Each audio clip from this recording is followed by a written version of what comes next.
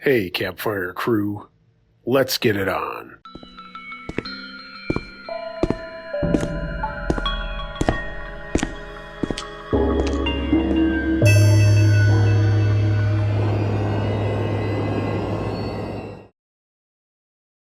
The House, submitted by Samuel662. I was a college student in the early 90s in a small state college in New York. When I was a freshman is when this happened. I didn't go to school thinking that I would get involved with a fraternity, and I know a lot of people look down on them and say it's just paying for friends, but I'm not ashamed to say that I did rush and became a member of one. It was a lot of fun. To be honest, we were the one fraternity out of the three on campus that people actually liked to hang out with. We threw lots of cool parties and even sponsored parties at some of the local bars in town and invited everyone. There was no exclusivity that some other places see and experience. We all just wanted to have fun, and the more people, the merrier. It was Halloween of my sophomore year when we decided to have a party. You could dress up if you wanted to, but it wasn't required, and I was amazed at how many people really did show dressed up. I remember laughing at a lot of the costumes that were obviously thrown together that morning, and we were just all set to have a good time in the house that we lived in. We were lucky to have a basement with a door to the outside, and on the first level of the house we had a simple bar made out of plywood and 2x4s. Perfect for having a keg upstairs, and another one in the basement, so as to have maximum people, but in a way that no one was falling all over one another. Yeah, we had to run the gauntlet with the cops, but for the most part they kind of just stepped in and said, "Guys, keep it down," when it was getting too loud. Sometimes the town cops in college towns get a bad rap, but we didn't have that experience. So my frat brothers were all there, and this story involves three of my closest friends who are still my closest friends to this day outside of my best friend growing up. I'll call these guys Mike, Rich, and Todd. The party was going full bore and everyone was having a great time, even the people who hadn't dressed up. I was actually wearing an old pizzeria uniform from a job that I had in the summer. I still had the name tag, but I put a piece of tape over it and I called myself Loser. Everyone laughed about that.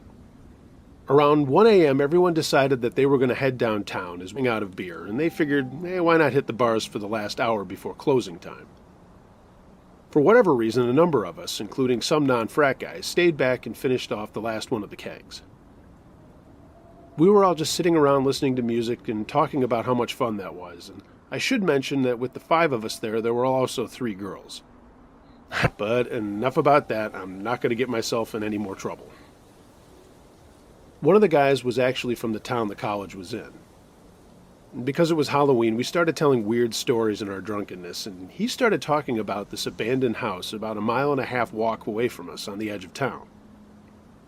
He said that every year somebody always disappeared around or inside the house, and we all called him a liar, saying there's no way that anyone would allow a structure like that to exist if people kept disappearing. He said it was true, and somehow we all got to talking about going out there to prove him wrong. Of course, this scary story always happened on Halloween, and even though it was 1 in the morning and Halloween was technically over, we still thought he was full of baloney and started to put our jackets on to go out there and prove him wrong. Our friends who were hooking up didn't go with us, so it was just Mike, Rich, Todd, and our friend I'll call Jerry. He was the one with the crazy story. Laughing and stumbling, we walked through the residential area of the street we were walking on until the houses ended and there was nothing else out there but fields on either side of the road. Todd had brought along a little more liquid refreshment in the form of a bottle of vodka, and we were all taking pulls of it as we walked, knowing what we were doing was so stupid, but at least we would have a funny story. Like I said, it was only about 1.5 miles away, so it didn't take forever for us to get there, and Jerry wasn't lying. There was a house at the edge of town, down a long driveway way away from the road. It was completely overgrown with dead grass and stuff growing in the middle of the dirt driveway. It looked like people still did go out there, as the areas for the tires was just gravel and dirt, but this was certainly not a hot spot. Laughing and making bets about who would go inside, we approached the building, which was a very old Victorian-style house. It was very beat up, with boards over some of the windows on the first floor, and the doors also were boarded up or had padlocks on them, all but one. Jerry kept telling the stories about him growing up out there and people going missing, and even though we were all well in the bag, We did start to get a little freaked out with his very detailed description of the stories. The one that really got me was about two brothers, who I did find out later on really were out there one night, and one of the kids did go missing. That was true. Probably the only story out of all of them there that was. But these two boys on Halloween had gone out there together, probably just trying to scare one another. One went inside and never came out. There was a huge investigation, I guess, and there was proof that one boy did go inside, but he was never found, and there was no trace of him leaving the way he came. He had gone up to the second floor where his footsteps in the dust and dirt on the floor had just stopped, and that was it. Yeah, I know, that's pretty creepy. So we got up to the house, and we were looking for a way inside to prove Jerry wrong that nothing was going to happen to us, but we couldn't find a way in until Todd noticed that a basement window had been boarded up, but someone had obviously pried it open before we got there. The plywood was actually nailed to the window frame, and it did open up pretty easily. None of us had flashlights, and none of us were prepared to do anything, but Todd, probably being the drunkest of all, decided to slip through the window before we could stop him. Of course, we heard him crash to the floor and a bunch of things falling all over the place, which made us burst into laughter before we even stuck our heads in to ask if he was okay. He said he was, and was letting his eyes get used to the dark to see if he could get up to the first floor. We listened, laughing the entire time as we heard him trying to navigate the dark basement, obviously running into shit and yelling, "House of Pain" to him. Yeah, some friends, I know, but it was really funny at the time. After a few minutes, everything went quiet, and that's when we heard him kicking at a back door. It had been boarded up, but as I mentioned, there was no lock on it. And he started to get it pretty loose, so we jumped over to help him pry the door open enough so we could get through. Mind you, the entire time we weren't paying attention to anything around us, only laughing and trying to get in. So we finally got into the house, and it didn't really have any furniture. It was dusty and cobwebby, and the creep factor was setting in. We were poking around a little bit trying to get used to the low light when Mike suddenly left the room and said he was going upstairs. Jerry said, "Hey man, that's a bad idea." But Mike was suddenly off to the races. Mike had obviously found a staircase in a front room as we heard him going up them, which is pretty stupid in an old house. I think all of us knew that it was pretty dangerous to go up a flight of stairs not knowing how short up they really were, but we all started slowly walking after him, and we heard his footsteps stop. We did hear him say out loud, "What the hell is this?" And then a very loud scream came from somewhere upstairs that was not Mike. Jerry immediately turned and ran for the door we had come in, and we all looked at each other like, "What the hell is going on?" until I yelled up to Mike, "Hey, you okay?" He said in a very frightened voice, "Guys, that wasn't me." And then the scream came again. That was it. We heard him running down the stairs right towards us, so we all turned around, ran down, and made for the back door. The scream came again as we were all trying to force our way out this back door, when I turned to see over Rich's shoulder this bright light in the front room. It wasn't like a flashlight.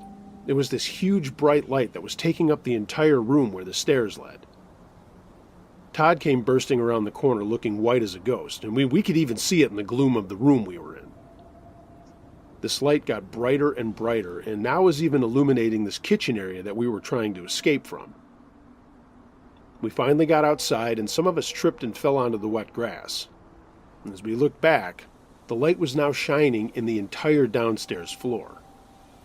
Even though the windows were boarded up around the edges and cracks, we could see the bright light coming through. We heard one more loud scream from inside, and then the light went out. That was it. We all started hauling ass down the driveway back to the street. When we got there, we made sure that we were all together, and Jerry kept saying, "See, I told you guys, something's not right in that place." Regardless of whether it was a human or something else, we all just nodded in agreement that something was very wrong. Todd looked back and said, "Guys, check this out." In one window on the second floor was a red light. The rest of the house was dark, but that window was kind of pulsing with this weird red light. It was super creepy. Then we heard another scream from inside, obviously a lot quieter from the distance we were at. And the window we were looking at suddenly shattered. We actually heard it cracking, but then the light went out, and that sent us off running down the road back to our house. We didn't stop running until we bombed inside and collapsed on our old beat-up chairs and sofa. None of us had said a word on the way back, and somewhere along the way we had lost Jerry. We all figured that he had just ran home, which turns out that's exactly where he ran, back to his place. We were all sweating and very scared of what we had just seen, and eventually the night wore us out, and we all kind of passed out in our semi-drunken stupor. But the next morning when we all saw each other, just by looking at our faces, we knew that we had seen something very strange. We decided to walk back there later that day to see if the window really had broken, and when we got there, the glass on that window was intact. There's no way we didn't see and hear it breaking the night before, but there it was, fully together. None of us knew what to make of it, and I never went back out there. But I've told this story over and over to a lot of different people. I've since moved far away from that part of the state, and I've been back for a reunion or two, and I've only driven by the place once. The last time I saw it, it was in a state of really falling apart, and all of the windows by that time were broken. I did hear that the state had actually stepped in and bought the land and the house, but that was about 10 years ago. I have no idea what it looks like today, but the only image I have in my mind is that bright white light, that weird pulsing red light, and the vision and sound of that window breaking.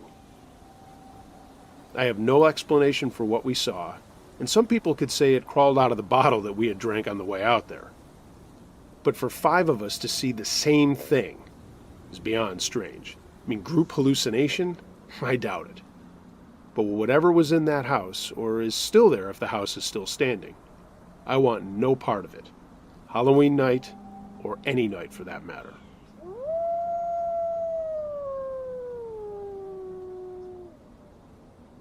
Hunting on Halloween, submitted by Eric the Wild. I've been an avid hunter since I was a kid. My father and uncles got me into it, and keeping out all the politics, I've enjoyed it immensely. Even when I've never come home with anything, it's always been fun to spend time with friends and family hunting. I've been blessed to have hunted for big game as well as small game, but primarily I hunt deer.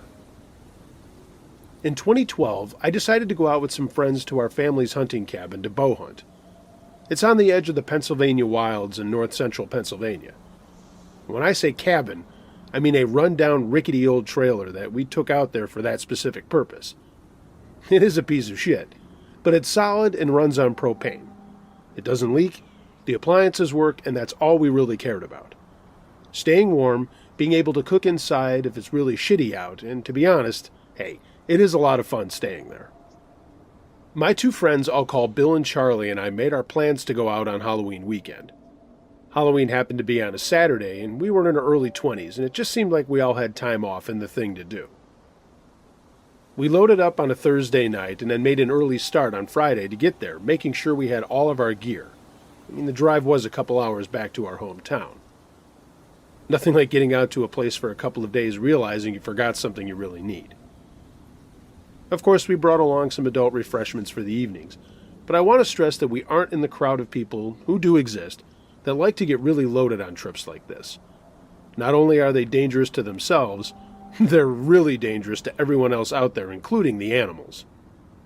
It was a sunny day, and Chris and Bill and I were joking around on the way there, drinking coffee and talking about where we would set up our tree stands. Most of us had luck in certain areas and had been scoping things out for the past couple of months, but like I said, even if we didn't get anything, we were in for a couple of fun days. Or so we thought. I like to say right now that at the time we were all pretty skeptical of all the paranormal jazz. UFOs, ghosts, Bigfoot, you name it. I was 100% of the belief that none of that stuff was real. And after talking about this, what seems like a million times with my friends, both of them had my feelings too. And while we can't prove anything about what I'm about to tell you, we all agree that we've kind of changed our thinking.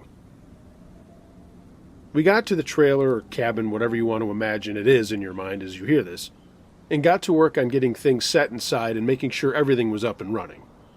There was no running water, no toilet. I mean, all that stuff was taken care of outside. We cleared out the fire ring and set up our chairs and decided to walk around a little bit that afternoon before getting ready to go out early the next morning. After gathering a bunch of wood for fires, we kicked back with a beer and some sandwiches, and then trekked out to our spots to see what was what. Well, we were bow hunting again and set up shop. As it was turning dusk, we went back to the trailer for something to eat and planned to cook over the fire. And we were going to hit the sack pretty early. We had a couple of more beers and were just enjoying each other's company, talking about the hunt next day and all the other stuff that three guys away from their girlfriends talk about. Lots of laughs and a great time. We went into the trailer in the darkness, and all of us immediately fell asleep. Sometime around 1 a.m., though, Charlie woke up and out loud said, "Do you guys hear that?" This, of course, woke us both up, and Bill said, "What are you hearing? I don't hear anything." Chris said, "Shut up and listen." So we did. Way off in the distance, we heard what I can only describe as a loud howl. It wasn't like the yipping and crying of coyotes. It was just these long, drawn-out howls. Having done research after all of this, a lot of the stuff about the legend of Bigfoot gave me some insight, and I can say that it did sound a lot like the recordings other people have out on the internet. But at the time, we weren't sure what it was at all, and thought it must be some animal, probably in distress. It did stop after a couple of minutes. We all talked for a few minutes about how weird that was, but eventually went back to sleep as we were getting up in just a couple of hours. And that's what happened. We made our way out to our spots to start the day, and the morning was very quiet. As it got into the daylight hours and nothing was happening, we didn't see one deer, which was odd as we normally would see at least something. But there was just nothing out there. And then again, that's hunting. You don't always see or get what you want. We went back to the trailer for something to eat and then went back to our spots for a little while longer before deciding to call it a day. We figured we'd just go out back the next morning, and that was our plan. We stoked up another fire and continued to just hang out and talk when Bill brought up the sound we had heard the night before. We kicked around a lot of ideas about what it could be, and soon it monopolized all of our conversation. It was about 8, and we were talking about getting back to the sack for the next day, when we heard the howls come again. I tried to record it on my cell phone, as did the other guys, but you could only hear the crackling of the fire. This howl was some distance away, and I'm sure that's why our little phone microphones didn't pick anything up. Charlie announced he had to go to the bathroom and walked off towards the edge of the trees where we had designated a spot for that sort of thing. It was an area with no grass, with trees right up on the edge, and we had set up a makeshift bench out of some logs. The ground around it was nothing but dirt and mud. He came rushing back and said, "Guys, come here and take a look at this." I said, "Dude, we don't need to see your dump." And Bill and I started laughing and making fun of him, but he was dead serious and said, "No, I'm not kidding. Come and look at this. There's footprints over here." We grabbed our flashlights and followed him over, and indeed, there were footprints in the mud and dirt. Big ones, and they were barefoot. They looked like human footprints, and I can't say that they were super massive in size, but they were big. We took some pictures on our phones, but those are long gone, and I wish to God I had saved them. And I know that Bill's phone got destroyed not long after this trip. I know. All the evidence in the world, but nothing to show for it. Trust me, a lot of people we've told this story to have called out bullshit when we told them we didn't have any pictures. The night was getting really odd. It was Halloween, and there was obviously someone else out there. We didn't jump to the conclusion that it was some kind of monster, but hey, monsters come in all forms, including humans, right? None of us have gone in that area without our boots. And after all, it was the area we were going to the bathroom. We stayed around the fire for a little bit longer, talking about the footprints, and Charlie started talking about Bigfoot and the howls that we had heard. I pointed out that we hadn't heard them in a while, and again, it was probably some kind of animal. Animals do make strange sounds, and not everyone can say they know every noise every animal makes. Anybody who says otherwise is full of it. We decided to call it a night again, put the fire out, and went back into the trailer. We kept talking, but eventually dropped off as we had been up super early, and we were going to be getting up early again. Around midnight, I woke up to what sounded like something walking around the trailer. That's kind of normal. Animals always check out what the humans are doing at night. and it was not unusual for deer or other critters to walk right up to the trailer, and that includes bears. But this sounded different. Animals usually shuffle around, and you can hear them snorting and snuffling. This sounded like methodic footsteps circling the trailer. I listened for a minute and immediately thought of some crazy guy living out in the woods checking out the trailer. I whispered to the guys to wake up, trying to be as quiet as possible. They both were and said, "What's up?" before I shushed them and said, "Listen." The footsteps stopped, but after about 5 minutes of our silence, they picked up again. Then they stopped. We couldn't see each other's faces in the dark, but I know that all of us were thinking the same thing. There's something out there that doesn't sound like any animal we were familiar with. I was just about to grab my flashlight and phone when the back area of the trailer where the useless bathroom was started to shake. It was like some giant thing had jumped into the trailer. I mean, the entire thing rocked. Charlie gave out a yell and Bill scrambled to get his gear. And the next thing we knew, the entire trailer was rocking back and forth as if somebody outside was grabbing the roof and shaking it back and forth. All the while this was happening, the only noises that were being made were us scrambling to get our stuff. I mean, there was no sound from outside except the sound of the trailer rocking back and forth on the jacks that kept it in place. I immediately thought whatever was out there was going to knock the trailer off its footings, and I crazily thought about how big something would have to be to make a trailer this big. We snapped our flashlights on, and the shaking of the trailer continued when we heard the loudest howl we had heard in our lives. It was right outside our trailer, and we almost shit our pants. Now we were all yelling and grabbing for our handguns, scared that someone was trying to get in to get to us. And at no time did anything ever get near the door. It was just the entire trailer shaking back and forth. The violent shaking suddenly stopped, and we heard footsteps moving around again outside. We all shut up, even though we were scared out of our wits. No one said anything, and I took out my .45 and went to the door. I cracked it open a tiny bit and tried to see out into the darkness. And there was no moon, and things were dark, so I let my eyes adjust, but I didn't see anything.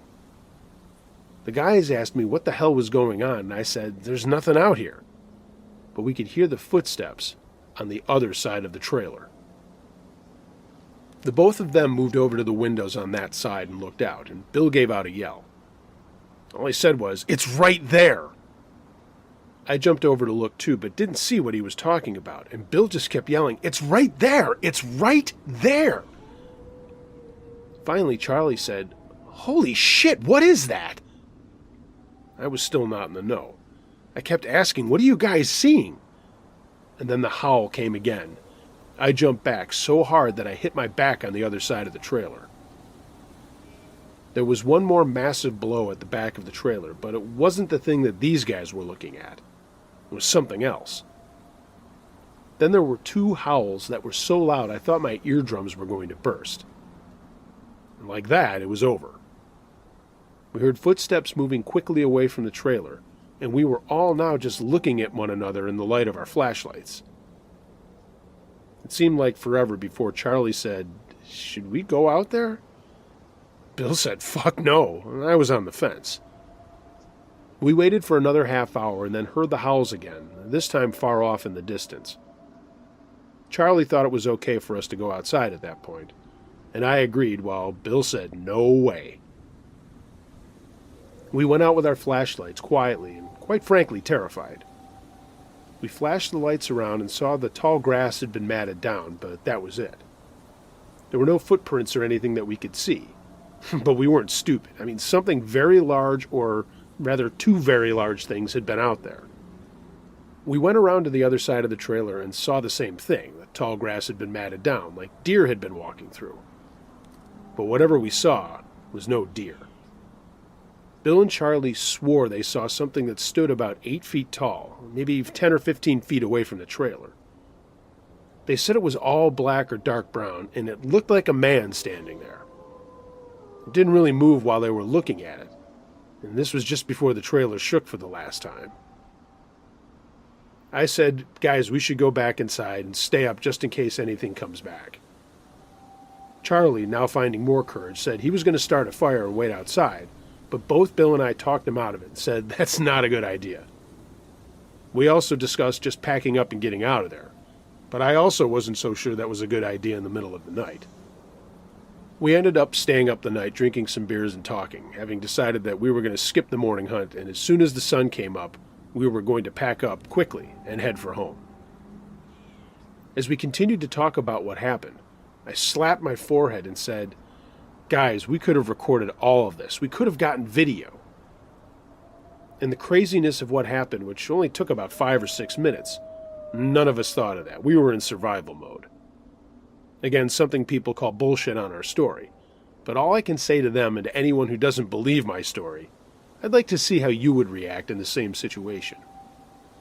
All that tough guy macho bullshit people talk about goes away real quick when you're out in the middle of the woods and no one else is around. Believe me.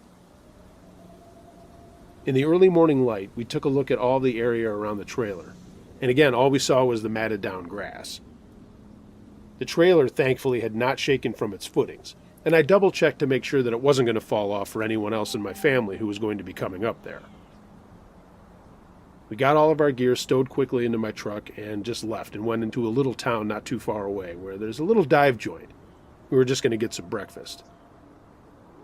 We all agreed we weren't going to say anything about this until we talked to my dad and uncles and their dads, who all spent time out there.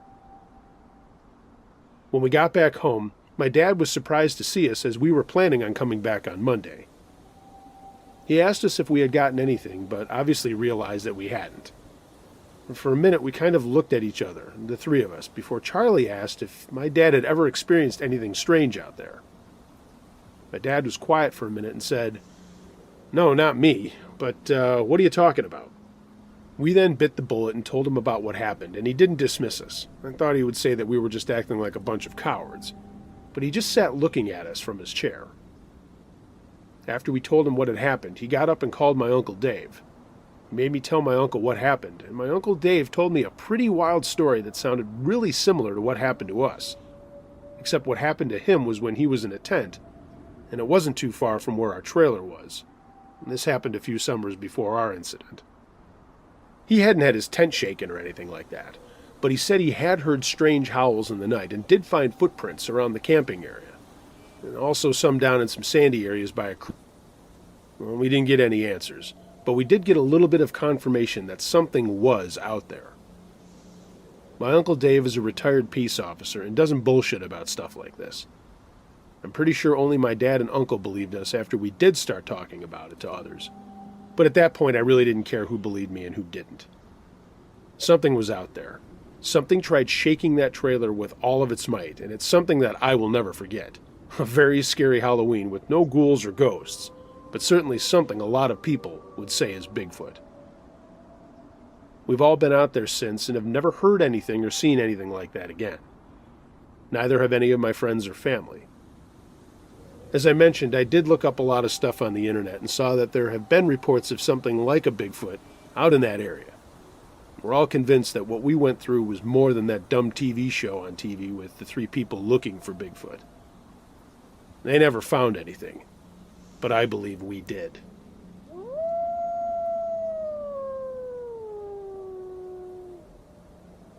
Never Leave Your Friends, submitted by Alexis. My name is Alexis, and I'm a 24-year-old female. A while back on Halloween, I decided to visit my best friend at her college. It was about a 3-hour drive from where I was at school, but I hadn't seen her since the summer and thought it would be a lot of fun to visit her and her friends. Some of them I knew from past get-togethers, and they were all super nice girls. She told me that there was going to be a Halloween party where we needed to dress up in costume the first night I would get there. So I decided to skip the slut outfit, knowing that I'd be around guys and girls I didn't really know. I mean, though I did have a French maid, I think those costumes are pretty stupid. I mean, how about showing a little dignity, ladies? That includes me. Anyway, I drove there as my classes were all finished before noon. I got to her house that was basically split into 3 separate sections with 4 girls living in each section. Then it was a really nice day out. Everyone was out on the front porch pre-gaming for the costume party that night. Immediately, they all yelled when I pulled up, and one girl who I will refer to as T grabbed me and shoved a beer in my hand. I just laughed and went up under the porch to say hi to everyone and enjoy an afternoon beer, which of course turned into numerous afternoon beers. I had decided to go as a priest as a joke. I was attending a Jesuit college, and everyone was making fun of me about my Christian faith. I mean, all in good fun, no one was serious. We all started talking about our costumes for the night, and a couple of the girls were wearing the slutty outfits I'd already made fun of. I'll call them D and E. My friend I'll refer to as Z.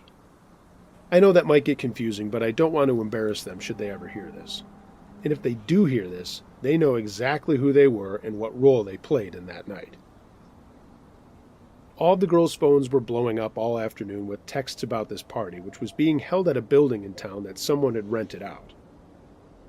Basically, it was just the empty basement of this large building. Hey, we were college kids and didn't really care. As long as there were multiple kegs and music, we were all set. As the afternoon turned into evening, we all ordered Chinese food and sobered up a little bit before getting dressed in our costumes and getting dolled up.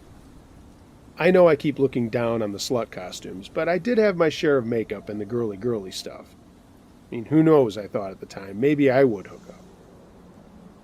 We got to the party after taking a couple of Ubers, and I thought about driving, but knew that I'd already had a few in me and would likely have more than a few more.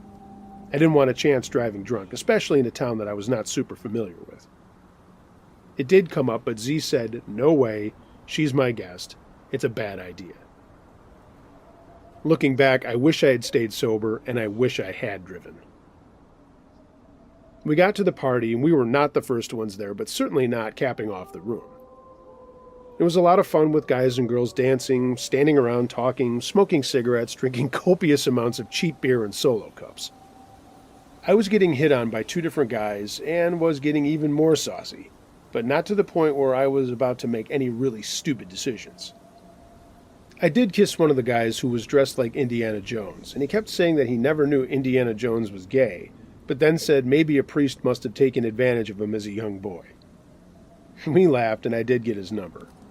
Not like I was planning on seeing him right away, but he was really cool, and we were enjoying ourselves. We'd kind of drifted away from everyone when we were having our quick makeout session, and he did ask if I wanted to get together the next day for breakfast or coffee. E and D at this point were completely shit-faced. They were laughing and falling all over the place, and there were a lot of guys trying to help them, and a lot of guys trying to take advantage of them. T was trying to keep an eye on them, and so was Z, but anyone who has been to a really raging college party knows how hard that is. A little after 1 in the morning, I started to feel sick. Mainly because I stopped drinking beer and had hard cider. Yeah, I know, rookie move. Mixing beer and cider together just doesn't work. So I was feeling miserable, and Z said that if I wasn't going to make a turn for the better, we should just leave. Eventually, I just found a bathroom, which I was surprised how clean it was, and I rode the porcelain princess, evacuating my stomach of the now sour beer and cider. I did feel a little bit better, but my head was banging, and I texted Z to let her know I thought it would be a good idea to go home. I felt bad about ruining her night, but she texted me and said, okay, meet me over at one of the areas where a keg was. I went over to the keg, and she wasn't there, but E and D were. They were both hitting on 2 guys, and I could tell they were going to hook up. So I texted Z again, but got no answer. After a few more times of texting and trying to call her, E and D said they were leaving, and I could just get an Uber with them. We had to get the XL or whatever size it was to take all of us. But when the vehicle got there, I texted Z one last time to tell her I was going home and I would be there when she got there. I ended up having to sit on the front seat next to the driver. This is where things started to go wrong. I didn't realize that E and D were planning on going home with these guys and that I would take the Uber back to their house by myself. That became apparent after the vehicle started moving. They were both so hammered and kept yelling and singing, and the guys were just going along with it, knowing that they were probably going to get laid. Again, I mentioned that I was not familiar with this town, but figured Uber was safe and I would just get back to the house and crash. The 4 of them got out and didn't even bother to say goodbye to me. I was still feeling kind of sick, but not worried about getting home, but I did text Z to let her know what was going on. The Uber driver was a middle-aged guy with a really bad mustache. He started to drive, and of course, as I said, I had no idea where I was and figured he knew what to do. I was making small talk with him and never noticed that he canceled the ride after he dropped off E&D and those two guys. But he kept driving around for what seemed like a very long time, and I started to notice that it took a lot longer than it took for us to get to the party. I asked him if he knew where he was going, and he kind of just said a quiet yes.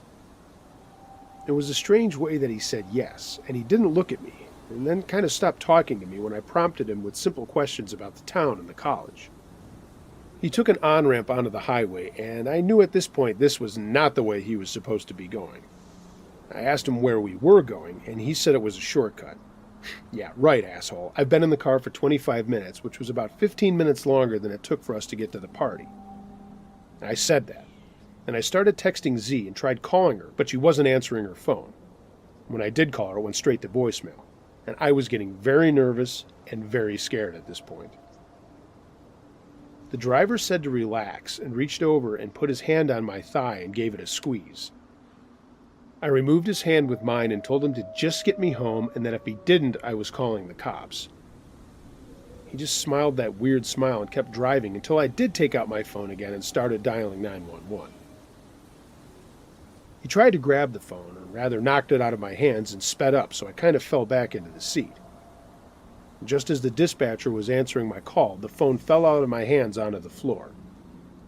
I started yelling that I was being kidnapped by an Uber driver, and the guy immediately turned on the radio and cranked the volume.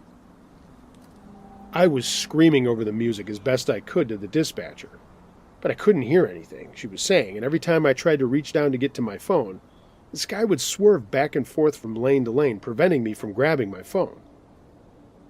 This seemed to go on forever, but was like 5 minutes, I'm sure. He got off the highway and drove down these streets where there were a few houses, and then turned onto a street marked dead end. I was frantically trying to grab my phone, still screaming for the dispatcher, who I hoped was still on the line, and hadn't hung up. I mean, it was Halloween, and I'd heard sometimes they do hang up when they think there's a prank being played.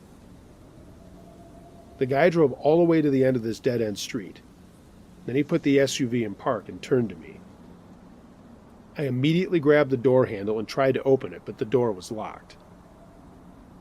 He moved towards me with that strange smile, and I was reaching into my clutch to grab my pepper spray.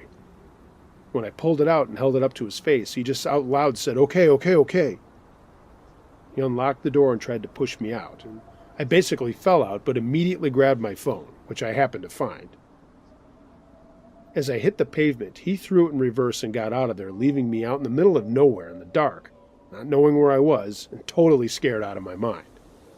911 had hung up on me, but they tried to call me back a number of times. I noticed I was also running out of juice on my phone, and the cell signal was weak, but I punched 911 again, and as soon as the operator answered, I told them that I'd been kidnapped and was now dumped out in an area, and that I had no idea where I was. After a lot of back and forth, the woman told me to stay put and they would track the GPS on my phone, but to also look around to see if I could identify anything. I didn't listen to her about staying put, started to walk back towards the main road we had turned off. And that's when I saw the SUV coming back at me. The guy rolled down his window and said it was all a mistake and that he would take me home. He thought I wanted to hook up with him. Yeah, okay, buddy. I never said anything like that to him. I screamed at him to fuck off and let him know I was on the phone with the police. His weird smile went away, and he did a very hasty three-point turn and sped off again. I sat there waiting for a few minutes after he left while I was talking to the operator, and then began walking again. I got back to the main road and saw a street sign with some numbers on it, and I told her where I was, and she said to not move anymore and that someone was on their way to help me. So a police car came to get me, and the guy asked me a ton of questions, and I gave him the address of my friends. He asked me why I was out by myself, and I told him that I'd been ditched by my so-called friends. He shook his head and said something about stupid college girls. I didn't care. I was safe in his car, and he was going to get me to safety, even though he was being kind of a dick. I got back to the house, and Z was going crazy. Her phone had gotten wet and shut off, and she had been asking everyone where I had gone and figured I had left with the other girls. When she saw me, she ran up to me, and she was crying and holding on to me as I was crying too. She kept saying how sorry she was that she let this happen. It wasn't her fault. I was the one who made a bad decision. But her two asshole friends who ditched me were the ones that I was mad at, and she quickly became mad at them too. I gave a full description of the Uber driver to the police and the address where we had been picked up, and he said they would be looking into all of the drivers they could. About 2 hours later, after I'd showered and had something to eat, there was a knock at the door, and it was the police officer and another guy. They asked me to come outside and identify the driver that they thought, based on the records, was the guy who did what he did. It was the same vehicle, but it was not the same guy. That I was sure of, and I let the police officers know. What happened was, the guy's roommate, who we didn't really know that well, had taken his vehicle out knowing he was an Uber driver. He was posing as him after he had stolen his cell phone. The guy, poor thing, had nothing to do with this, had been home ill. He was completely zonked out on NyQuil. He never knew a thing. The police tracked him down through the app and talked with Uber and then went to pick him up. He had sworn up and down he had nothing to do with anything, but they asked him to drive the vehicle over to me for identification. They all seemed to get a laugh out of all of it and said they'd follow up with me in the morning.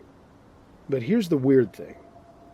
When they did get back to me, they said that the guy's roommate during all of this had somehow gotten back into their apartment, packed up a bunch of his stuff, and fled the scene. To this day, I have no idea if they ever caught the guy, but I don't really have contact with the guy who got scammed by his so-called friend, who was obviously trying to do something to me. The next day, when E and D got back to Z's house, there was almost a fistfight after she screamed at them about leaving me alone, and how much of a bunch of cunts they were. I wanted to go home, but Z and her other friends convinced me to stay, and for the rest of that day and weekend, E and D kept asking for my forgiveness and kept saying they were really sorry. I didn't really forgive them, but just made nothing of it to get along and enjoyed what I could enjoy for the rest of the weekend. Anyway, that's my story of how I was almost assaulted by a fake Uber driver. I still cannot get in an Uber or Lyft or any other kind of car service. I'm totally spoiled on using them ever again. What started off as a fun Halloween night turned pretty awful for me. And my only advice to everyone out there is never leave your friends alone, even if it seems like a legit situation. You never know what can happen.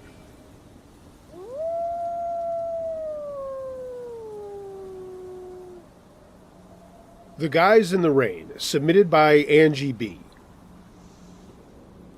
My name is Angie, and I was 19 when this happened a few years ago. I lived in a fairly rural area of my town that I had grown up in all my life.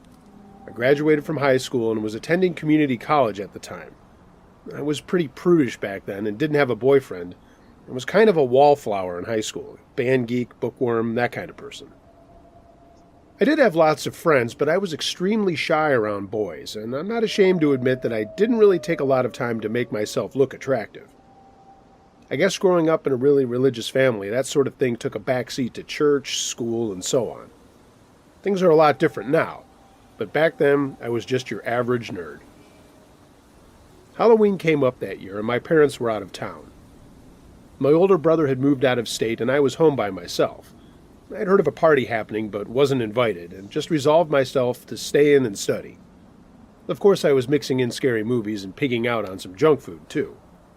Because we lived on the edge of town, the houses were few and far between. We never got trick-or-treaters, and when I went, I only went to my grandparents when I was younger. So I was just going to ride out the night by myself. Honestly, I didn't care about being alone. I'd spent so much time with my studies and music that it was just another night. That would change pretty fast. A storm was coming in, and for anyone who lives in the Midwest, they know that we can get some pretty crazy weather, even this late in the season. Thunderstorms were a norm from spring to fall, and we were about to get a doozy according to the weatherman on TV.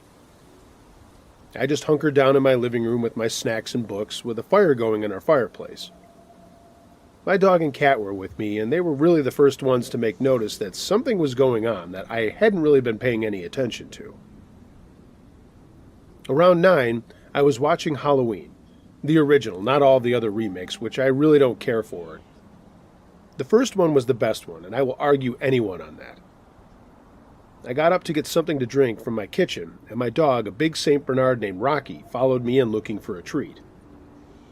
When we got there, the wind had started to pick up pretty fierce, and he stopped in the middle of the kitchen floor and started growling at the door. This wasn't unusual, as he did growl at people he didn't know, but he was a big softy once you got to know him. A very protective, very dopey dog that I love very much. At first I thought maybe he heard an animal out in the yard, and I was going to the door to let him out. But when he got there, he just sat down looking out our back door and kept growling. After a few minutes of trying to get him to go out, he looked up at me and then turned around and laid down in the middle of the floor, still looking at the door. I closed it, got myself a glass of water, and found one of his treats and tossed it to him. At first, he just pushed it around the floor with his nose, which was very strange as he normally just gobbled up treats. I asked him what was wrong, and that's when he just grabbed it and ate it, but then still laid on the floor staring at the door. Thought this was weird, but also figured, look, it's Halloween, maybe he knows. Yeah, that's the kind of dork I am when it comes to animals. I treat them like human beings. I went back into the living room, and he slowly got up and followed me, but then sat down looking into the kitchen. Once in a while he would growl, and I would ask him if everything was okay. I wasn't getting weirded out or anything. I was watching the movie and sort of reading one of my textbooks, and that's when the storm really started to hit. The wind was super fierce, and at first I got worried that maybe we would really have something severe going on, maybe even a tornado. I was jumping the gun and projecting a little bit, but we lived out in the middle of nowhere, it was Halloween, and the movie was giving me the willies. I could hear the thunder rumbling off in the distance, and every once in a while the windows would light up with the lightning. I love thunderstorms and still do, despite having been through some really bad ones and what I'm about to tell you. I've also been through a couple of tornadoes that did touch down a few miles from my house, but never got anywhere near our property. We lived next to a farm, but we didn't have anything like that on our property, so I was kind of used to all this stuff. We did have a big shed with a storm cellar underneath it, but that was all in our backyard outside of our above-ground pool. The rain started to come down, and the thunder was getting much louder as the storm approached. Both my dog and cat started to get a little antsy, and I was paying more attention to them than the movie or my homework. It wasn't a scaredy cat, but it was creepy at this point, being home alone, having them acting the way they were, and the storm all in one big mix. A few minutes after I noticed how they were acting, there was a loud thump on the side of the house, which I immediately thought was a large branch falling from a tree and just smacking against the siding. But after a second, I realized that there were no trees on that side of the house, and it was where our dining room was. It was mostly windows. If anything big had hit that side of the house, it would have broken glass with as loud as the thump was. I just sat on the couch looking into the dining room area, and Rocky got up and started growling as he was looking into that room. There was nothing in there but our dining room stuff, but his low growl kept up until I told him to knock it off, and he was scaring me. He turned and looked at me, but then went right back to staring into the dark dining room. There was a loud crack of thunder, and the thump came again right after the lightning had filled the sky. I got up and went into the dining room and flicked on the light, and then realized that I couldn't see anything outside with the lights on inside. So I shut them off and went over to the large wall of windows. I looked outside and didn't see anything. When I turned around and started to go back into the living room, the thump came again, and this time it made me jump. I gave out a little yell, and both my dog and cat jumped up. Ditzy the cat was on the couch looking at me, and Rocky started barking. I tried to shush him and told him that it was just a bad storm, more trying to calm myself down than him. After about 10 minutes, the thunderstorm was really raging, and the rain sounded like sand hitting the windows of my house. That's when I heard clumping on my front porch and the doorbell ring. Of course, that startled the three of us, and Rocky set off to barking again. I heard a muffled voice outside saying, "Help, please help," and I went to the door and turned the porch light on. There was a man in a long raincoat standing on my porch with a very strange face. He was ghostly white, and the rain had smashed his hair down on his head, and he looked like a very large drowning rat. I opened the door a little bit with the chain on it, and asked through that and the storm door what was going on. When he saw me, his face lit up, and he said that he was having car trouble and wanted to use our phone to call for help if he could. This struck me as really odd. This was only 3 years ago, and who doesn't have a cell phone in this day and age? But I will say that cell coverage out at our house was pretty spotty at best. We still had a landline, but it was odd that this was happening. Of course, immediately I remembered all the scary stories and movies that I had seen or heard, and got very nervous. Before I could even say anything, the man started to try to open my storm door. Thinking as fast as I could, I told him that our phone had been knocked out by the storm and that cell service in the area was not good. Again, his eyes lit up and he said, "Yeah, I know, I've been trying to use my cell." For some reason, I knew that this was not the truth. There was just something about this guy that I didn't trust. And then the thumping on the side of my house came back into my head. I immediately assumed he was the one hitting my house for whatever reason. I asked him where his car was, and he said it was about a mile down the road and that he had pulled it onto the shoulder. He again tried to open our storm door, which was locked, and I said, "I'm not really sure I can help you, but if you go back to your car and wait, I'll immediately call the police when our phone comes back on." This was stupid for a number of reasons now that I look back at it. I had basically just told a stranger who was trying to get into my house that I had no way of communicating with the outside world. Lesson number 1, don't ever do that wherever you live. My answer to him didn't make him very happy, and he said in a very gruff voice, "Look, it's cold and wet out here. Can I at least stay inside until the storm blows over?" I didn't say anything right away, and he became very impatient and tried to open the door again. I told him at that point I couldn't help him, but I would do my best and that he should get back to his car and out of the rain. For a minute he just stood there staring at me, and then broke into a huge grin and said, "Yeah, that's what I'll do. I'll wait at my car. I hope the phone starts working soon." He then gave off this really odd laugh and flashed this grin even bigger. As I was shutting the door, he stood there looking at me. I locked it and then backed up slowly and bumped into Rocky, who was staring at the door with his low growl. That's when I heard a thump coming from the back of my house, and I thought about the back door that I had just had open not too long ago for Rocky to go outside. I looked out the front window and saw the man turn slowly and start to walk down our driveway. But he stopped, turned, and looked back at me in the window as he pulled his raincoat around him, and the rain kept coming down, and the thunder and lightning kept doing its creepy magic. At this point, I was now pretty nervous, just based on the way that the guy looked and the strange thumping that was coming from outside my house. He turned and continued walking, and I immediately went to my phone, the landline, that is.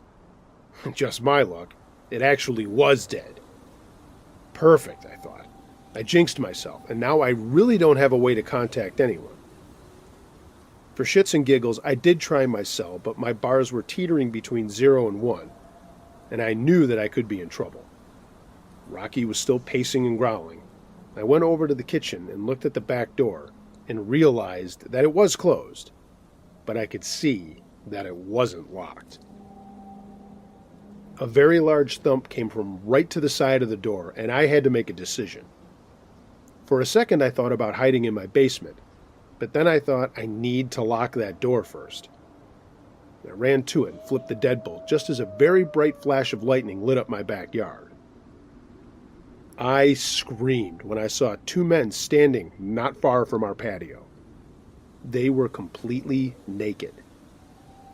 They both had extremely long hair that was blowing in the wind and rain that made them look even creepier. When I screamed out, Rocky lost his shit.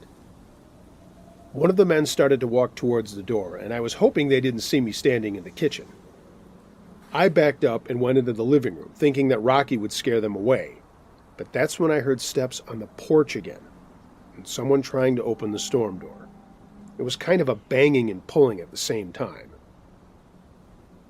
Rocky kept barking and was running from the front of the house to the back, and I didn't know what to do. I just picked up the phone again, but it was still dead. That's when I realized I had to do something else, even though I was terrified to move around my house and leave any of the exits unattended. I mean, what else was I going to do? I ran to my parents' room and got my father's shotgun from his closet, and then went into his sock drawer where I knew he kept one of his pistols. Thank God my father taught me how to shoot, but one thing I overlooked was if either of these two guns were loaded. We had lots of other firearms, but they were locked in a safe in the basement, and I wasn't ready to go down there unless I really had to. I know that sounds stupid, but for some reason I thought it would be safer upstairs if these guys tried to get in. I heard more banging at the front door and the back door and knew I was in trouble. I mean, seriously, I've got a creep on the front porch in a long raincoat and two maniacs naked in a thunderstorm at the back of my house. I put the pistol in my front jean pocket. It was a .38 if anybody cares. And I held the shotgun in my arms and yelled to whoever was on my porch that I was armed and would be shooting anyone that came into the house, regardless of car trouble or whatever. Over the wind and rain, I heard laughing from my porch, and that just made my freak out even freakier. I was also getting angry. I turned the living room lights off, flipped the TV off, and the only thing that was illuminating downstairs now was the fire in the fireplace, which was not a roaring blaze that it once was. Once again I yelled out, "I will shoot anyone. Shoot first, ask questions later." I told you I was a dork, but that's exactly what I said. The banging had stopped, and it was just the storm making all its noise at this point. I went over to the front door and peeked out the side window, and the same guy was still standing there, now with the lights off. But however, I could see that he too was now naked. He was standing there, just in his boots. I yelled to get the hell off my porch, and that I'd called the police, and he yelled back, "Oh, I thought your phone was dead." Dead. I like that word. Then he started laughing. Okay, full freak-out mode on at this point. I ran back to the phone hoping to God that it was back on, and it was. I dialed 911, and before the person answering could even say a word, I was screaming that there were naked men around my house trying to get in. The poor guy who answered could barely get a word in edgewise as I kept yelling about the naked men trying to get in and having them banging on my doors and the side of my house. I had a shotgun. I'd be shooting anyone who came in. In retrospect, I wonder if I would even have had the guts to do that. And I will say, hopefully not ruining the end of the story, that I didn't have to. I mean, shoot directly at someone, that is. As I mentioned, I was on a landline, but it was a cordless phone, and every once in a while there was a loud blast of static as the storm was still doing its thing. And finally, I had shut up enough and listened to the 911 person ask me where I lived, and I did get the address to him. I kept saying, "Please don't die, meaning the phone, which only confused the person on the line even more. He kept asking who was dying and if anyone had been shot, and I kept saying, "No, the phone, no, the phone." Then I heard glass break in the kitchen. I screamed out loud, even louder than before, this time yelling, "They're getting in!" And the guy told me to not hang up and that help would be there as soon as possible. Yeah, right. I remember asking him if I would be in trouble if I did shoot anyone, and he kept saying, "Don't shoot anyone." I slowly went over to the front door, and that naked guy was still there, now pounding on the storm door, and I saw that he had broken some of the glass. It kind of just spittered, but there was blood on the glass.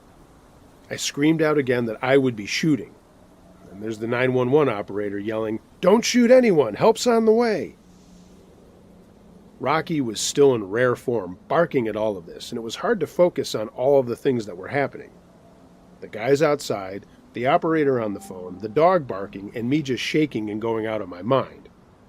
I mean, this was the most terrifying thing that had ever happened to me in my life, and honestly, it still is.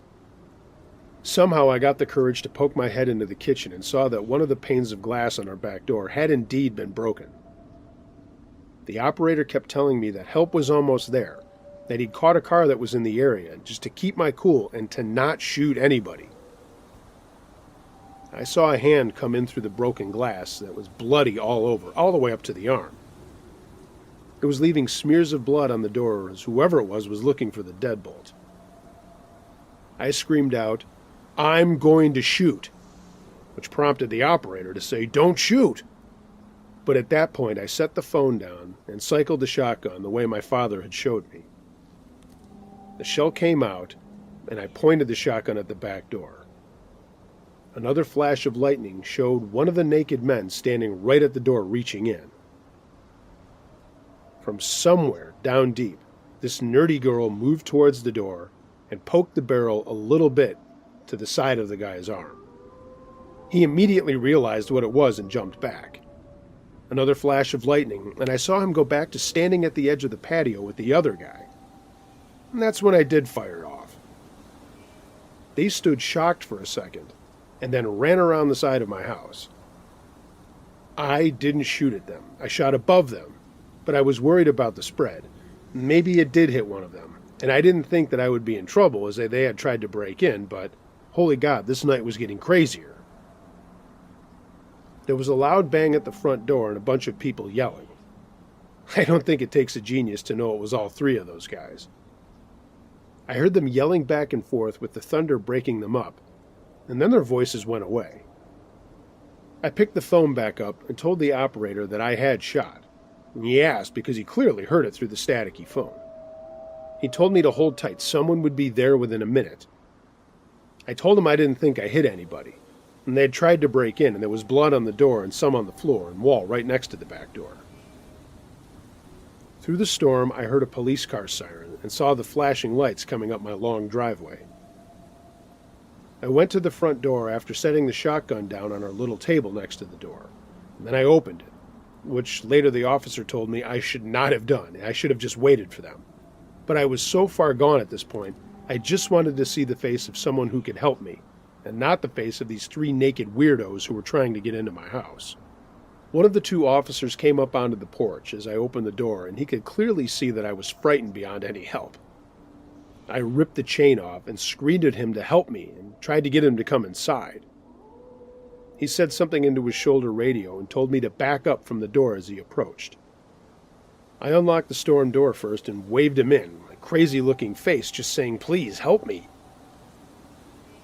He opened the door and immediately asked my name and looked down at the shotgun. He then looked back at me with his flashlight, noticing the gun in my pocket, and immediately told me to place the gun on the table. I didn't realize at the time why he was asking me to do that. I just told him, "Come inside and help me." He did, took the gun from me, set it down on the table, and then tried to calm me down, but kept talking into his radio.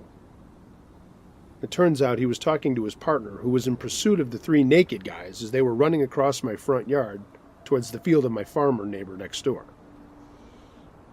The storm was starting to go away, but the rain was still there, and the wind was still whipping through the front door. I finally calmed down enough to tell the officer what had happened from beginning to end.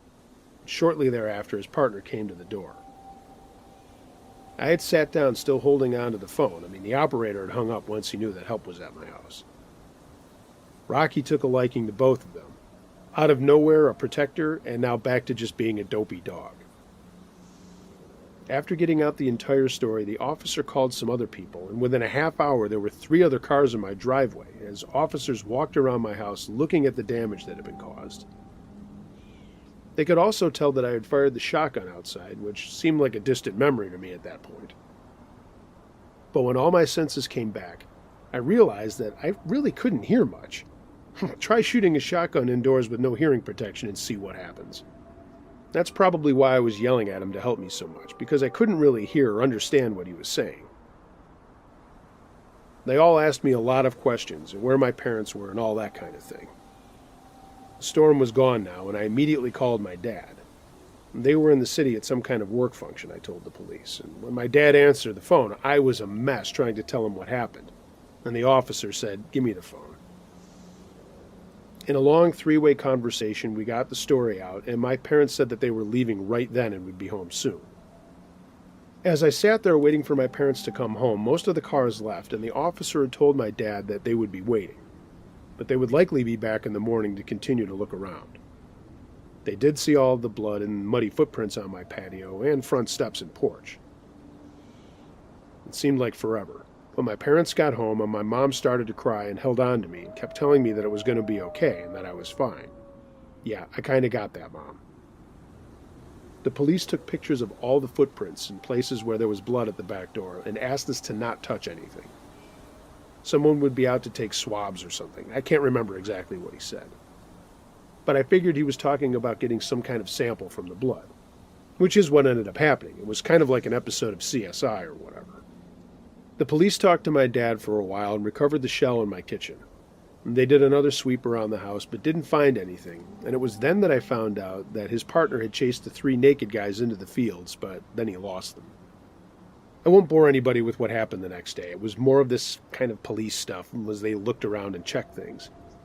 But at the end of the day, those 3 guys got away. The police didn't find any abandoned car or anything like that on the roads anywhere near my house. And when they checked with my neighbors, they hadn't had any problems. No one had asked them for help, nor had they seen or heard any naked people running around. How those guys knew I was home by myself is still a mystery. How they got all the way out to my house is still a mystery. I mean, what were they doing out there? All of it was a mystery. Nothing ever came of anything, except my uncontrollable fear of being left alone, which I still deal with even though I'm away at university now and living in a dorm with a roommate.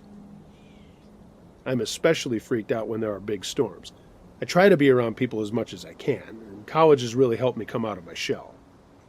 I'm not the nerd I once was, and my friends always tell me that I never was a nerd. I guess that's the funny upside to the story. But that was one of the craziest things that has ever happened to me on Halloween, and I don't get into it the way a lot of my friends do now. Sure, I'll go to parties, but I'm always looking out the windows into the dark. I know it's a silly feeling, but sometimes I have a sinking feeling that somehow I'm going to run into one or all of those guys again. Thanks for reading my story. Happy Halloween, I guess. Crazy Guy and His Dogs, submitted by Alex D. This was messed up. A few years ago, read 15, I was 13 years old, and my friends and I decided that we were too old for trick-or-treating. We were just going to hang out with our little gang of guys, and Paul brought up bringing some beers and going out to this secluded pond to hang out. He was a whoops kid and had an older brother who was 21, so getting some beer was no big deal. He got a case of Natty Lights and loaded up an old newspaper bag, and off we went. There were 2 more of us, Alan and Dudley. Yeah, his name really is Dudley, but we called him Dude. And we all set out to this pond about a mile away from our neighborhood. We knew there was a house on one end of it, but we figured if we stayed on the other end, no one would notice us and we could keep a low profile and still have a good time. So we got there and it was a good time for a while, just hanging out and being guys. I don't remember who, but someone suggested we go swimming in the pond on a dare. This wasn't a huge pond, but it was big enough and kind of scary in the dark. There was a moon out, but we'd just been hanging out under the stars and didn't make a bonfire so as not to get our asses caught. With a few beers in us, we thought it would be fun to creep into the water, and swimming at night with no lights was scary enough. Also pretty stupid when you don't know what kind of water you're getting into, especially in Georgia. But we did it anyway, and it would be someone on land that was scarier than anything we could have come across in the lake. We got down to our boxers and waded into the water with our beers, laughing and kicking water at each other, calling each other inappropriate names, and making bets on who would puss out first. When we were all out in neck-deep water, we heard some noise from the land and trees where we just were. I stopped splashing and said, "Guys, there's someone over there." That's when we heard a grunt and some growling. We stopped fucking around and looked into the dark, and I saw the cherry of a cigar or a cigarette in the gloom. We started heading back to the land when we heard a voice from the dark say, "I don't think so." It wasn't a friendly voice, and then we heard barking. I stopped, and so did the guys. "This is private property, you know," said the voice, and the dogs started barking again. There were 2 of them, and in the gloom I could see they were German shepherds. We could see them as the guy walked forward. I spoke up and said, "Hey, we're just messing around, we're not looking for trouble," and Paul added, "Yeah, we'll leave if you want." There was silence other than the dogs growling. Then another grunt, and we could tell the guy had sat down in one of our folding chairs. "No, you ain't going anywhere." We stood quiet for a minute, and I asked, "For real, mister?" "Yep. Enjoy that water." Paul whispered, "What do we do, guys?" None of us had any idea who this dude was, but in the little light there was, I could see him sitting with the two dogs, and he was holding a shotgun in his lap. I whispered to everyone about the gun, and no one said shit. "Seriously, man, we'll just get our stuff and go," I said. A long silence. "Now you don't like my water? You were liking it just a few minutes ago. Which one is it, you little shit?" Now the other guys and I were really getting freaked out, and it was getting colder. It didn't take long for us to practically start begging this guy to let us get out of the water, but he didn't do anything. He just sat there. Finally, after like a half hour of us pleading with him, he said, "Tell you what, how long can you hold your breath?" None of us said a word, but we could see him stand up. "All of you, under the water. First one up gets this." And he cycled the shotgun. He counted down 3, 2, 1, and we all jumped down under the water and held our breath. I don't know how long I was under, but I wasn't the first one back up. When I poked my head out of the water, I saw a dude was already up. Then the other guys popped up, breathing hard. We all looked at the shore, but the guy was gone, and so were his dogs. We stood there shivering, not saying anything, until we heard dogs barking in the distance, and Paul took a chance and ran for the shore, and we followed. The guy was gone, but he had taken all of our clothes. The rest of our beer and our camp chairs were there, but that was it, though. We all took off running like hell back to our neighborhood, yelling out in pain as we tripped and stubbed our toes on roots and shit in the woods. We booked it to Dude's house, as that was the closest, and his dad was out in their garage workshop. He took one look at us and said, "Go in and get clothes and get your asses back out here." We did, and though we weren't all the same size, and Paul, who was the fattest, looked so stupid in smaller clothes, we burst out laughing despite still being scared. We went back to the garage and told Paul's dad what had happened, including the beer that we had drank, and he just stood looking at us for a long time. "Go call your parents and tell them to come get you," he said, and we did. When our dads got there, we told our story all over again, and my dad and Paul's dad got into my dad's truck, and they drove out to the house that was on the pond. The other guys went home, and me and Paul just waited. They came back, and my dad took me home, and I was immediately grounded for 2 months for the beer. But after that, my dad hugged me and told me that it was a lesson learned. Don't do stupid shit in the woods, and you won't get into trouble. Paul's dad called the cops and reported the incident after the guy at the house out there said he had no idea what had happened or who that guy was. To this day, we have no idea who he was or what he was doing out there. But we never went back to that pond, not even to fish, which we could legally do. There's a lot of psychos out there, and I guess maybe only some of them come out on Halloween.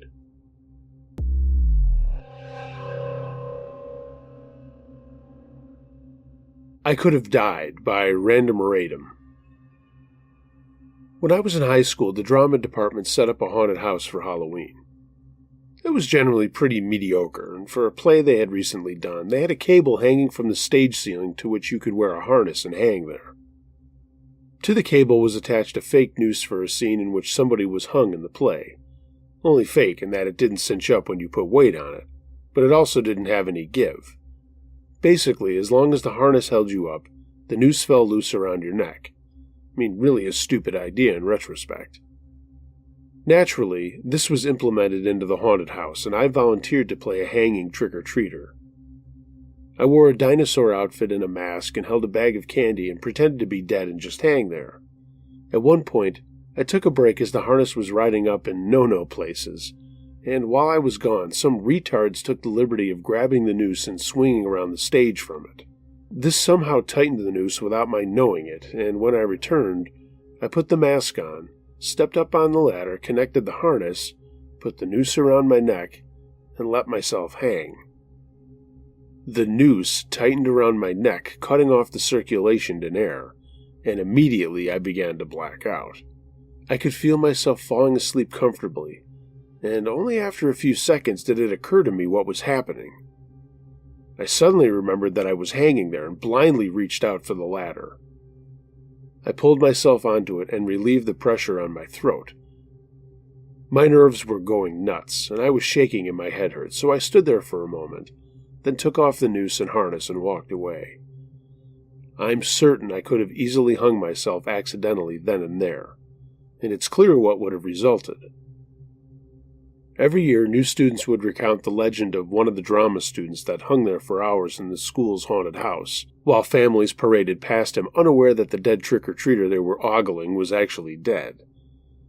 He was only to be discovered by his poor girlfriend at the end of the night. Despite consistent denial by faculty and the real story of what happened to me, that legend still persists.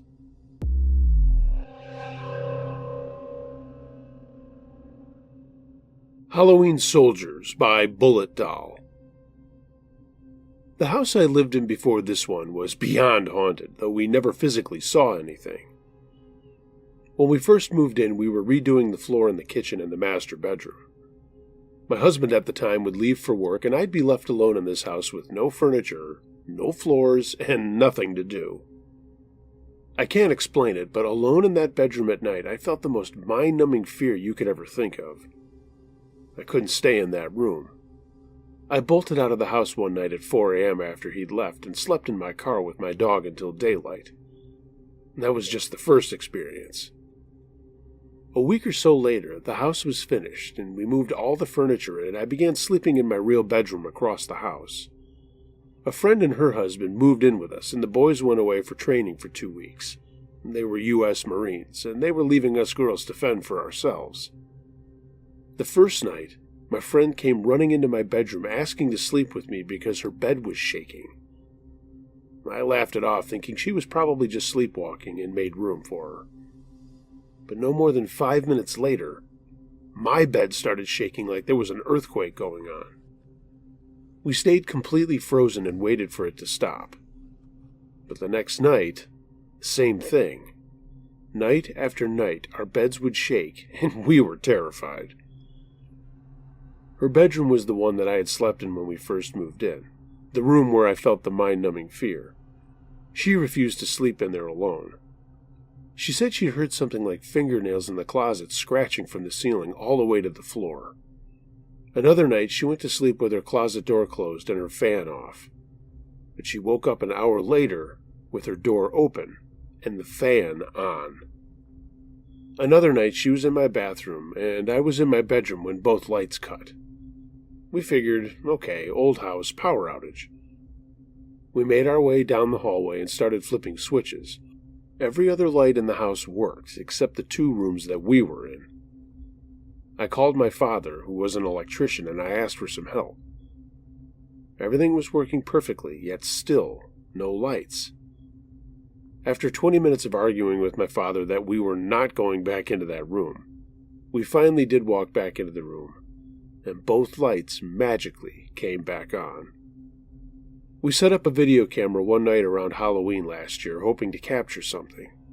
We positioned it on my kitchen table pointing down the hallway to my room. The first video had shadows crossing the walls when no one was around, and the picture would randomly distort and become fuzzy and then become clear again. We fully charged the camera and set it up to run for the next 4 hours. In the video, you can see my ex-husband and I walk down the hall, go into our bedroom, and when we turn off the lights, the video stops. The battery was dead after 6 minutes of video, and it had a full charge. Then we were having a bonfire with a bunch of my ex-husband's friends. The boys all came in the house to grab some food and beer, and this guy named Clark was the first out the door and came screaming back into the house. Everyone just kind of stared at him like he was crazy and asked him what happened. He swore up and down he'd seen 3 men in Civil War uniforms standing around the fire. Clark certainly wasn't drunk, but he was scared out of his mind. Activity slowed down after that, and just little things here and there would happen. Whatever it was got used to us and turned from scaring us to playing jokes on the new people who came over to spend the night. Their things would go missing, the couch or bed they would be sleeping on would shake, but my bed never did again. It almost became a joke around the house. But we never really did see anything.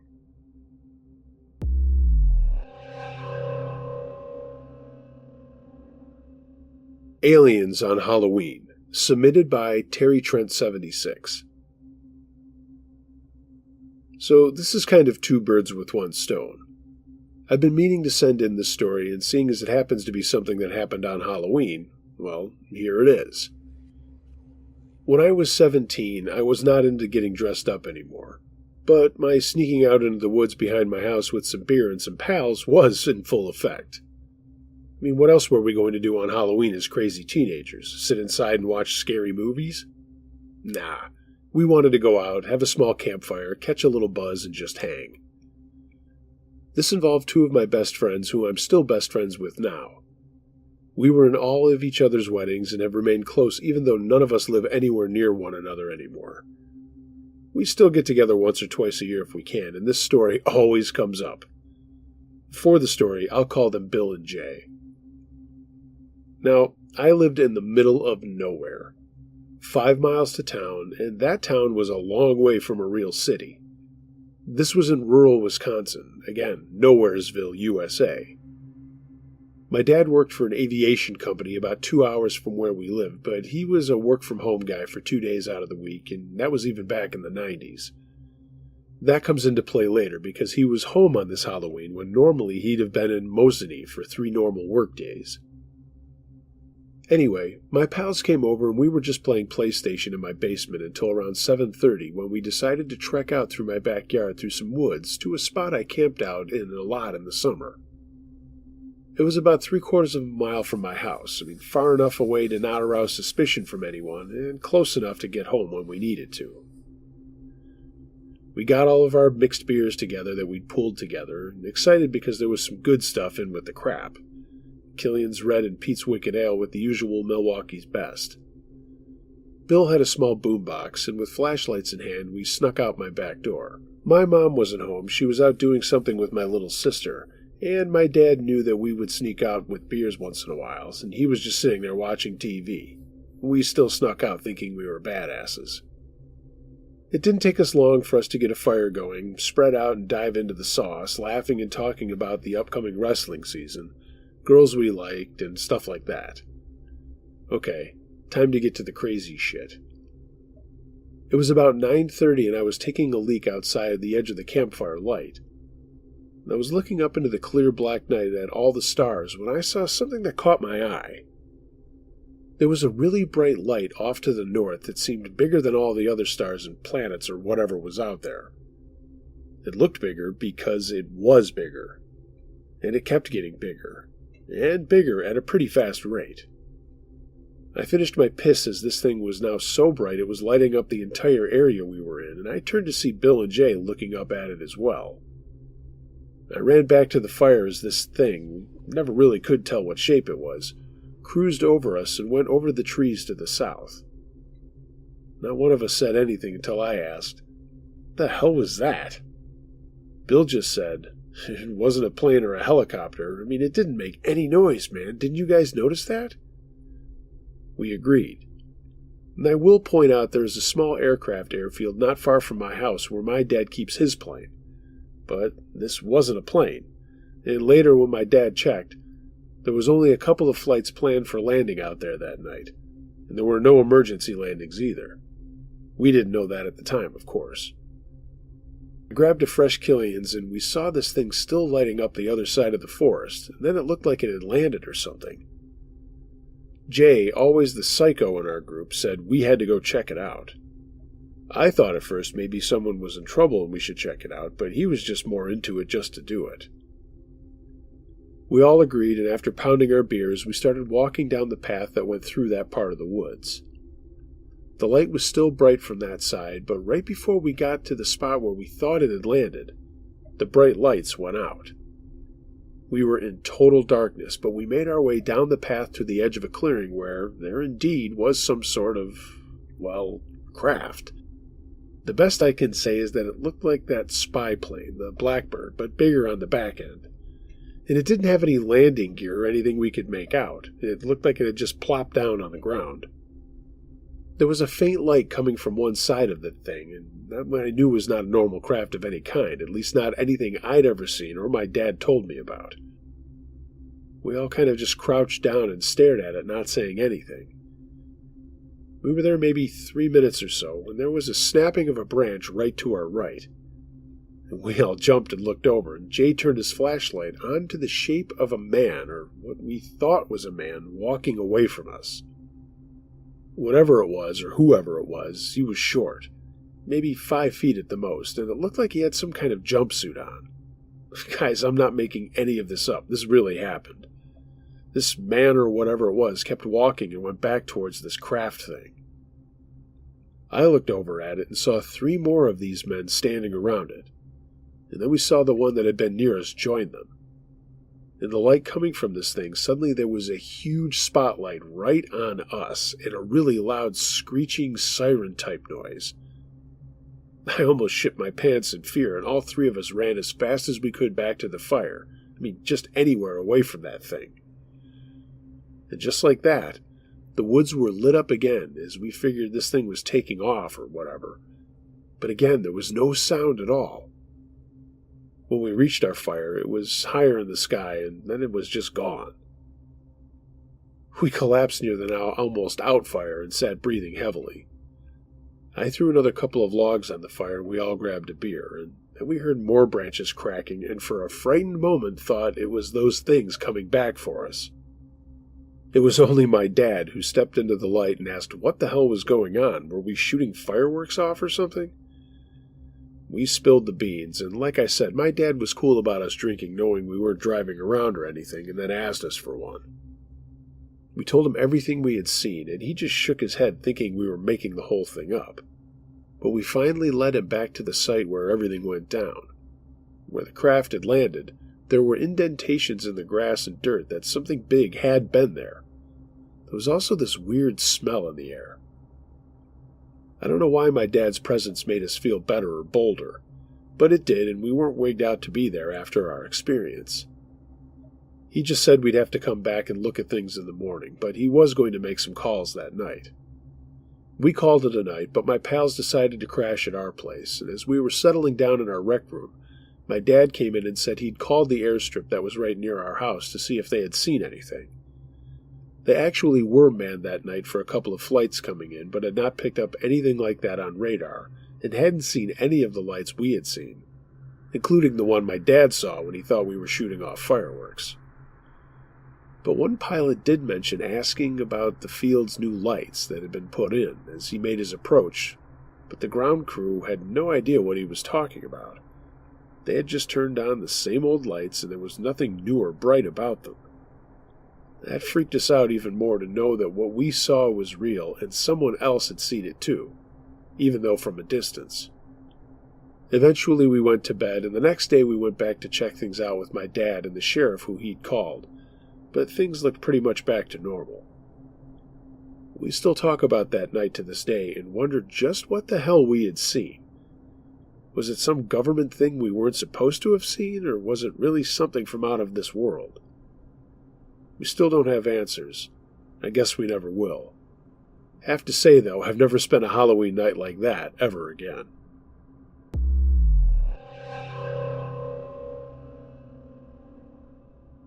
Stalker at My Own Party, submitted by Agnes H. One Halloween night when I was a senior in college, me and my friends and I decided to throw a party at my house. We transformed our shitty basement into a haunted haven, complete with cobwebs, flickering candles, and lots of goth music. Good 90s stuff. Little did we know, this party would soon turn into a nightmare that went on long after Halloween. As the night wore on, the party was in full swing, and all of our friends were drinking and playing drinking games and having a blast, all dressed up in our costumes. We'd stopped taking the normal $3 per solo cup at the door, so no one noticed a stranger make his way into the party. I remember asking my housemate Cindy who the guy was that was dressed in a tattered jacket and wearing a Michael Myers mask. She didn't know, so we just assumed it was a friend of a friend, another college student looking to join in on the fun. But as the night progressed, something felt off. This guy kept to himself, not drinking, not playing Circle of Death or Three Man. He just lurked on the edge of the party, His eyes fixated on the crowd, and I thought he was also fixated on me. He was creeping me out, but I brushed it off as it just being Halloween, and I did have a head full of beer. Around midnight, we were wrapping things up as people were going to head out to the bars, and I looked around for the guy. He was gone, or so we thought.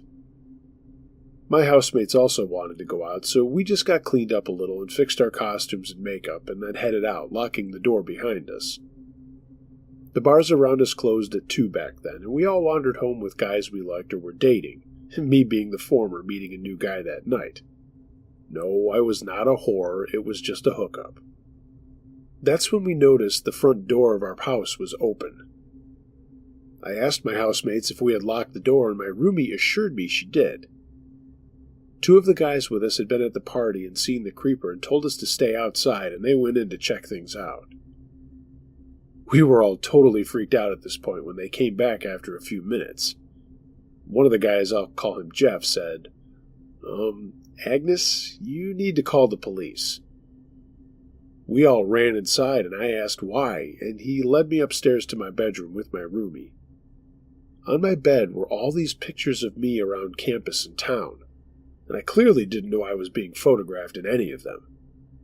But that wasn't the worst. There was one picture above my headboard, a knife stabbed into it and the wall. And there was stuff all over my pillows. Guy stuff, if you know what I mean. I screamed and then began crying as my roomie called the police and said for everyone to get out of the room.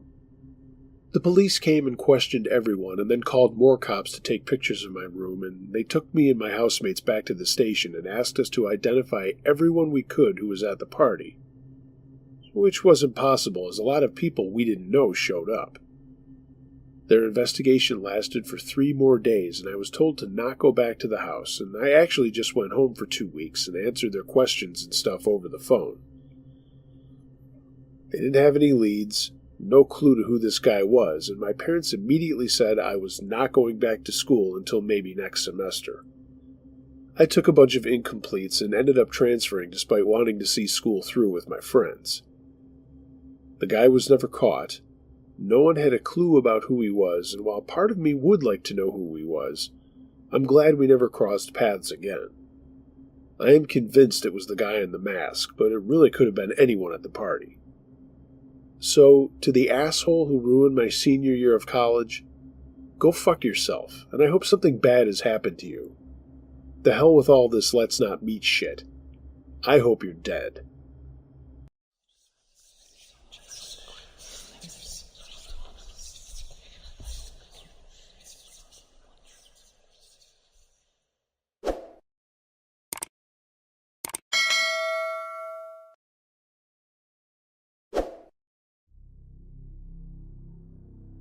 Hey gang, thanks for listening to this episode of Uncle Josh's True Scary Stories. If you have a true scary story of any nature that you'd like to hear narrated on this channel or my podcast, email it to unclejoshtruescarystories@gmail.com. I read them all. Last call for creepy Halloween and fall stories before I start putting together the annual Halloween extravaganza. Email what you've got, as quickly as you can, to unclejoshtruescarystories@gmail.com. Really looking forward to this year's extravaganza. Hope you'll like it too. If you liked what you've heard, please give this video a thumbs up, consider becoming a subscriber, and make sure you hit the notification bell for every time that I upload. Leave a comment down below. I'd love to hear what you think of the stories. I'll get back to you as soon as I can. I always do. Follow me on social media. Links to that are in the description. And if you'd like to support the channel even further, find a link to my Patreon page and consider getting some Campfire Crew and Uncle Josh merchandise. A link to my TeePublic storefront is down there as well in the description. Everyone, be excellent to each other. And until next time, be wary of things that go bump in the night. It could be anything. A ghost, a monster, or the guy next door.